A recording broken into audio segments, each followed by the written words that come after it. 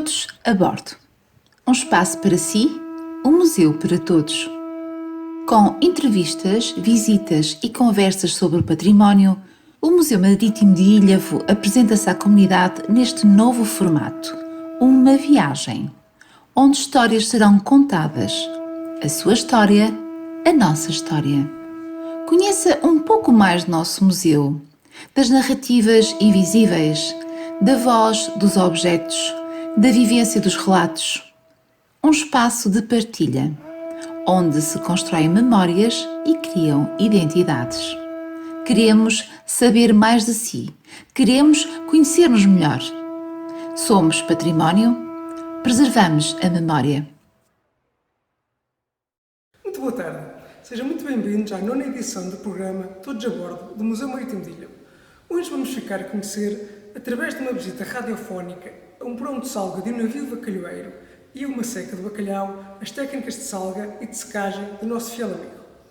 Para nos ajudar ainda a compreender melhor o processo singular de secagem natural e o cotidiano das mulheres que em terra exerciam esta profissão, vamos ter uma entrevista com a Dona Dina, que desde os meados dos anos 70 exerceu funções nas secas e nas descargas dos navios. Muito obrigado, fiquem connosco. Vamos embarcar. Uma visita radiofónica ao porão de Salga. Acordavam às 4 da manhã ao som dos louvados.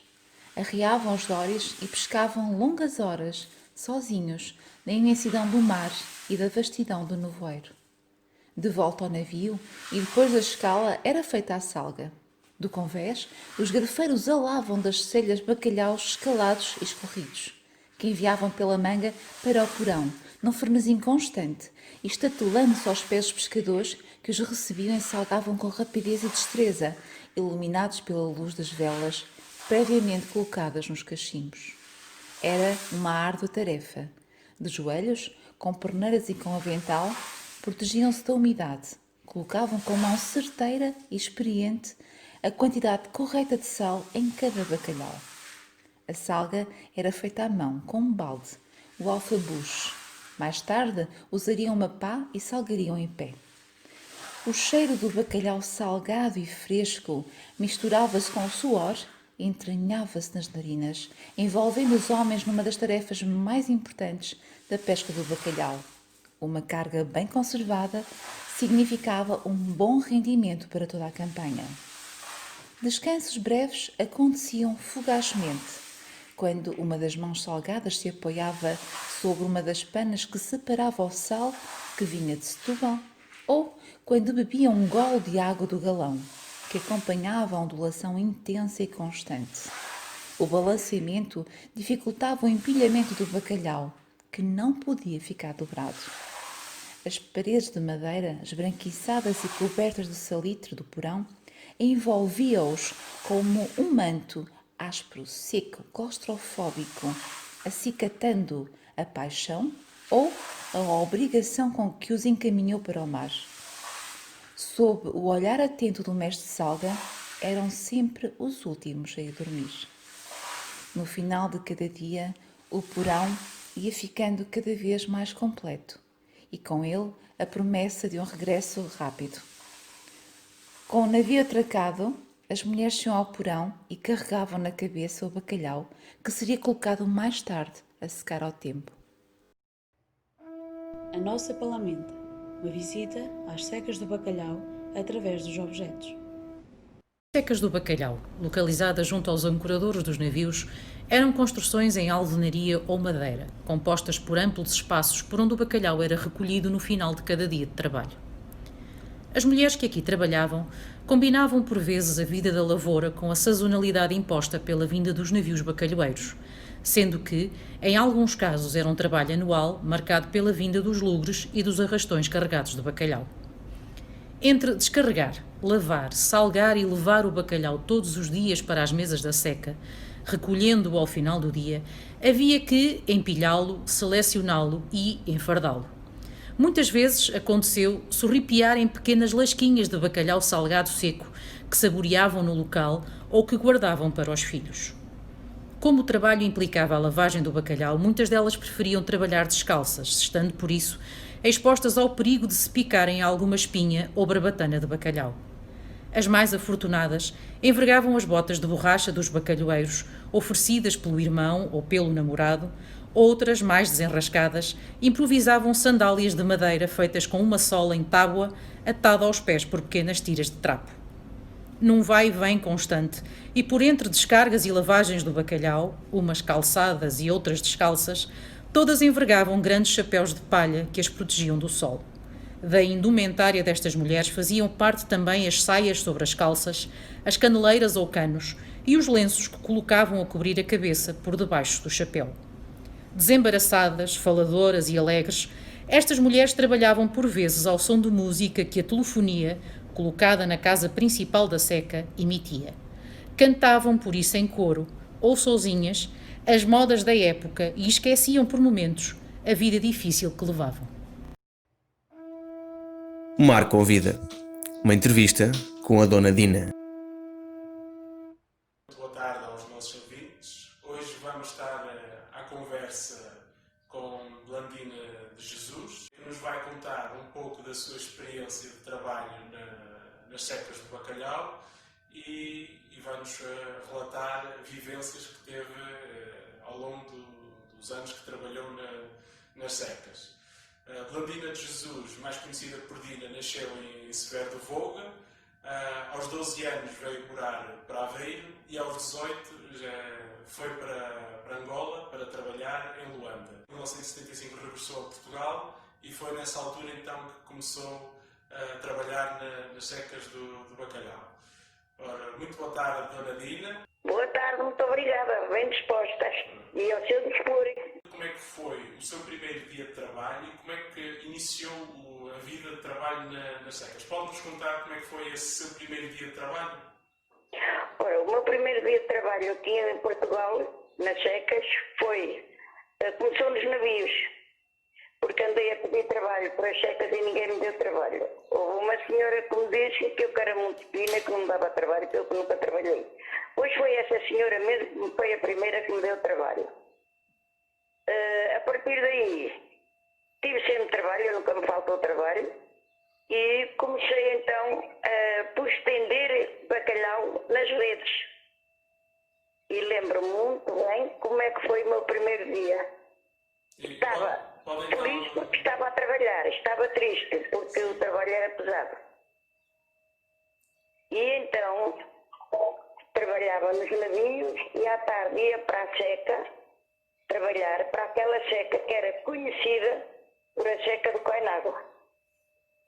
Ora, o trabalho era pesado, mas eu só porque tinha trabalho já me encontrava muito feliz, porque tinha 2 filhos para sustentar. Vim aqui para Portugal em 75 e a partir daí, felizmente, nunca mais tive falta de trabalho. Como é que funcionava o trabalho na descarga? Ou como é que ele se procedia nas tarefas que se tinham que fazer?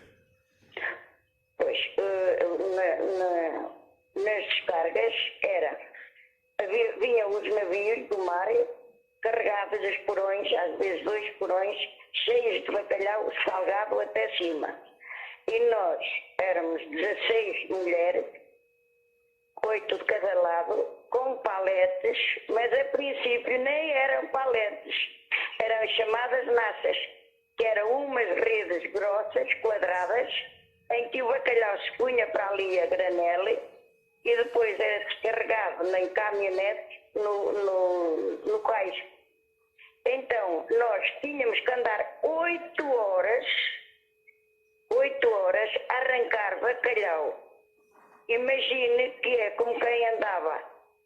Para fazer uma ideia, apanhar azeitonas 8 horas, como era apanhá-las do chão para o balde. Era um trabalho muito pesado. O bacalhau vinha então por penas, chamadas as prensas, e vinha, às vezes andavam lá 6 e 7 meses e 4 meses no mar, o peixe vinha muito prensado e nós andávamos o dia inteiro a arrancar bacalhau. Agora, por último, o bacalhau já não vinha em naças há muito tempo, vinha então em paletes. Eram as paletes que se usavam, mas era um trabalho muito pesado. E tínhamos que ter sempre em conta que o navio tinha que estar sempre estabilizado. Nunca podia estar de crena. De maneira que foi um trabalho muito difícil, muito feliz, muito difícil. A minha vida foi essa. Agora, descarregar o bacalhau, descarregava-se. O bacalhau ia para a seca e era lavado. De manhã a gente íamos estender o bacalhau. Eu quando ia para o navio já tinha ganho 3 horas, porque ia sempre trabalhar horas extras. E então o bacalhau era posto nas paletes, lavado nas paletes, e depois as paletes eram colocadas em cima das lambretas, que era assim que a gente chamava. E então íamos com as lambretas para as mesas. As mesas eram compostas por cimento e fios a atravessar, e nós tínhamos que estender o bacalhau. Logo de manhã a gente estendia o bacalhau. Então íamos 4 mulheres em cada lambreta. 2 estendiam para um lado e 2 prendiam para o outro. E então a lambreta, quando a gente acabava de estender, o bacalhau também tinha as suas maneiras de estender. Não era chegar ali, não. Era rabos e cachaços e rabos, era tudo assim estendido. Quando o bacalhau estava seco, vinha de uma vez para a seca, para o armazém, e era feito molho de bacalhau, que era os chamados quintais. Os quintais. Quintais. Mas antes de chegar aos quintais, era apartado. Eu vou dizer-lhe como é que era o apartado. O bacalhau havia corrente. E havia o corrente menos. E havia o crescido mais. E havia o crescido menos. Havia o graúdo mais. E o graúdo menos. Havia o especial. E entre estes bacalhaus que eu agora acabei de dizer, havia os sortidos. Que depois havia o sortido especial, havia o sortido crescido, era assim. E nós tínhamos que ter em mão, quando pegávamos num bacalhau, saber se ele tinha 600 gramas. Então, naquela altura, o corrente tinha que ter 800 gramas. E nós tínhamos que ter em mão que aquele bacalhau pesava 800 gramas. Éramos as apartadeiras. Depois o bacalhau era apartado, então, como disse, era o corrente mais, corrente menos, e por aí fora. E depois, cada palete tinha a sua especialidade de bacalhau. E quando fosse para se embalar, agora era embalado em caixas de 25 quilos. Mas naquela altura era o chamado quintal. E era 60 quilos, havia umas enleias que eram uns fios próprios para amarrar o bacalhau. E depois era sempre 2 mulheres. E depois era enfiado em sacos de sarapilheira, iam novamente para as paletes, lá está. Mas era preciso saber estivar. Não era só dizer que vai para a paleta, tudo tinha a sua maneira de trabalhar. E depois então o bacalhau era vendido, assim como estou a dizer, em quintais. Cada quintal era de 60 quilos. Eu ainda andei com quintais à minha cabeça. Andou com quintais à sua cabeça? E quantos quintais chegou a transportar no único dia, se lembra? Como disse, eu percebi a pergunta. Quantos quintais de bacalhau por dia chegou a transportar na seca de bacalhau? Chegávamos a transportar aos 60 e aos 100 quintais. E muito mais às vezes. Porque os quintais passavam por toda a gente, só aquelas pessoas que eram assim mais já para a idade é que não levavam o bacalhau à cabeça. Mas eu cheguei a transportar, eu cheguei a ir para as caminhonetes quer dizer, a palete vinha a caminhonete e nós punhamos o bacalhau na caminhonete já ia para o vendedor. Já ia para o vendedor, para o grosso. Ai, foi muito difícil, foi um trabalho muito árduo. Mas mesmo assim ainda havia um bocadinho para a gente cantar. Mariazinha, a tecedeira, Mariazinha tem um tiar, Mariazinha foi ao estrangeiro ganhar dinheiro para se casar. Já havia disposição para cantar, está a ver? Tinha-me dito a Dona Dina que para se fazer uma boa seca do bacalhau não era só o sol, tinha que ser o vento. Pode-me dizer como é que isso decorria no dia a dia para se saber se era um bom dia para pôr o bacalhau a secar ou não? Sim, havia uns termómetros que punham cá fora para ver a temperatura que estava. Se estava em condições, que era sol e vento. Mas dias de sol forte, o bacalhau não vinha cá para fora. Só vinha a partir das 6 horas. Porque o sol coze o bacalhau. E o bacalhau, a gente chama cozido, é a pele do bacalhau. A gente passa-lhe com o dedo e ela fica assim, como é que eu... Fica com nhanha, olha, era a mesma nhanha que a gente falava. E era a pele do bacalhau. Cozeu, o bacalhau apanhou o sol, cozeu. E como é que... Talvez parecido assim com uma cola, assim, mas uma coisita assim leve. Mas e depois tínhamos o bacalhau que também ficava vermelho. Nós falávamos que o bacalhau com ruge.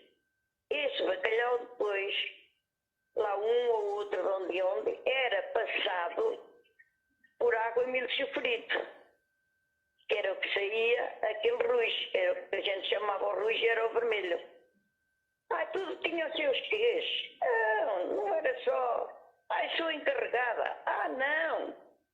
Tudo tinha as suas coisas e tudo tinha, lá está, a temperatura não podia ser além daquela e tinha que estar vento. E o vento que secava o bacalhau. Agradeço a participação da Dona Dina nesta nossa conversa um bocado informal, mas que deu para aprender muito sobre a seca do bacalhau. E obrigado então, Dona Dina, por ter aceito este convite e conversar connosco. Ora, pois, muito obrigada eu também, por a amabilidade, a simpatia, a maneira como fui tratada. E estou sempre à vossa disposição, seja para o que for. Sabias que... Em média, quantos quilos de bacalhau salgado seco consome um português por ano? A. 2 quilos. B. 5 quilos. C. 7 quilos. Resposta correta, opção C. Os portugueses, segundo dados estatísticos, são os que mais consomem bacalhau salgado seco por ano a nível mundial. A origem deste consumo acentuado deve-se a prescrições religiosas do calendário católico, que durante a Idade Média determinavam os dias de jejum. O facto de o bacalhau ser um peixe que se preserva bem salgado seco, de ter um aproveitamento quase na totalidade e de ser muito versátil na cozinha, tornou-se o rei das mesas dos portugueses nos dias de abstinência. Para além das circunstâncias históricas e das características de conservação do gavídeo, o bacalhau foi-se tornando elemento identitário da cultura nacional. Hoje, sem restrições alimentares, o fiel amigo continua a fazer parte da nossa gastronomia. Tanto mar. Tau, tau, tau, vira, vira, vira, tau, tau, tau, vira o bacalhau, tau, tau, tau, vira, vira, vira, tau, tau, tau, vira o bacalhau. O bacalhau lavadinho é tão lindo a secar, parece a roupa de linho da noiva que vai casar. Tau, tau, tau, vira, vira, vira, tau, tau, tau, vira o bacalhau. Tau, tau, tau, vira, vira, vira, tau, tau, tau, vira o bacalhau. Parece a roupa de linho da noiva que vai casar, que está à espera do noivinho que anda no alto mar. Tau, tau, tau, vira, vira, vira, tau, tau, tau, vira o bacalhau. Tau, tau, tau, vira, vira, vira, tau, tau, tau, vira o bacalhau, que está à espera do noivinho que anda no alto mar. Anda por lá uns meses o bacalhau a pescar. Tau, tau, tau, vira, vira, vira, tau, tau, tau, vira o bacalhau. Tau, tau, tau, vira, vira, vira, tau, tau, tau, vira bacalhau. Anda por lá uns meses o bacalhau a pescar. Logo que ele chegar há de ser para casar. Tau, tau, tau, vira, vira, vira, tau, tau, tau, vira o bacalhau. Tau, tau, tau, vira, vira, vira, tau, tau, tau, vira o bacalhau.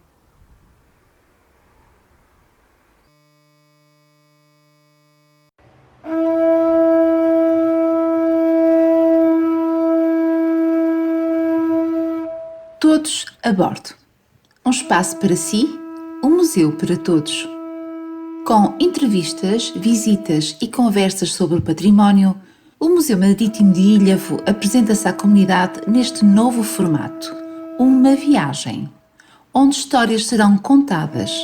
A sua história, a nossa história. Conheça um pouco mais do nosso museu, das narrativas invisíveis, da voz dos objetos, da vivência dos relatos.